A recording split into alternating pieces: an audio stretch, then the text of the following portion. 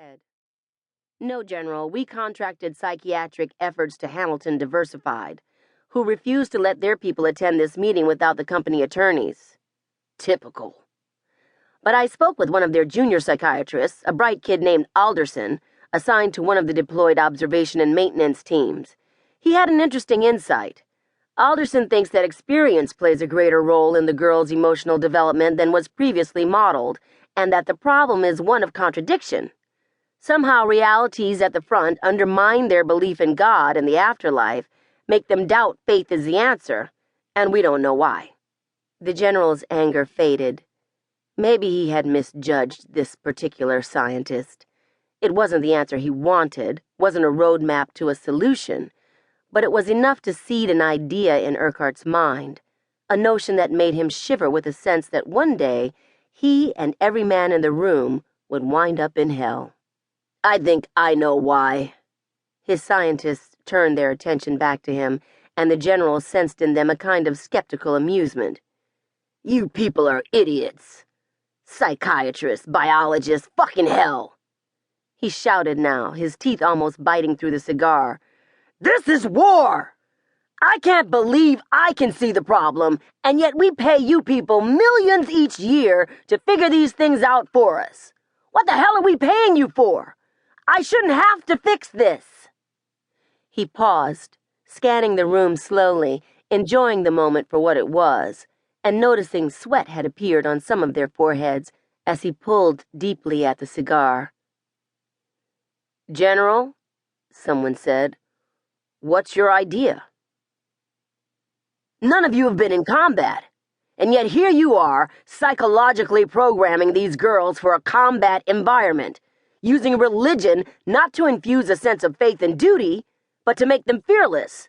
They know that if they die in war, they go straight to heaven. It's a start, but here's the problem. It doesn't mesh.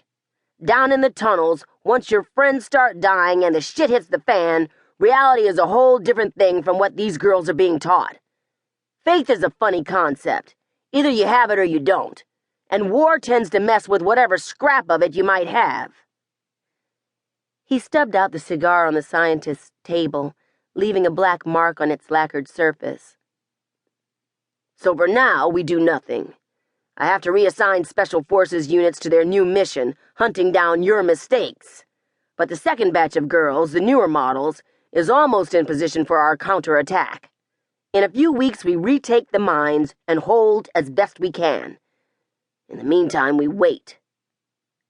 As he headed for the door, his aides holding it open, the scientist who had done most of the talking called after him. General, I'm lost. Wait for what? The girls, said General Urquhart. They sense that what they're taught about faith is bullshit. That it all came from someone who doesn't know war, a bunch of four-eyed eggheads with no balls to speak of, and even less experience.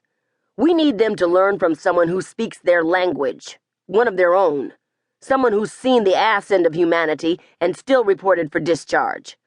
So keep the psychiatrist in the field conducting interviews and assign this guy Alderson to watch the most promising girls, to look out for one that seems better than the rest. We're looking for someone who can tell the story of faith and war in a way that rings true for all the others, and will record every single thing she says about it. Incorporate it into our future mental conditioning packages. We're waiting for a genetically engineered saint. And more than that, we need what the Greeks used to call a psychopomp. Before anyone could ask, he gritted his teeth and said, Look it up, assholes! Chapter 1. Spoiling. And you will come upon a city cursed, and everything that festers in its midst will be as a disease.